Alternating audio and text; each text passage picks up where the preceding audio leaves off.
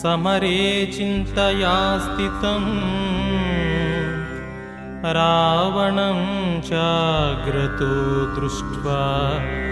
युद्धाय समुपस्थितम्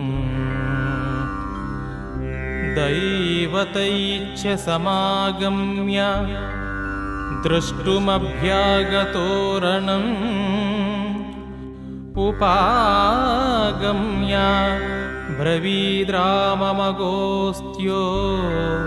भगवान् ऋषिः अगस्त्य उवाच राम राम महाबाहो शृणु गुह्यं सनातनं येन सर्वानरीन् वत्स समरे विजयिष्यसि आदित्यहृदयं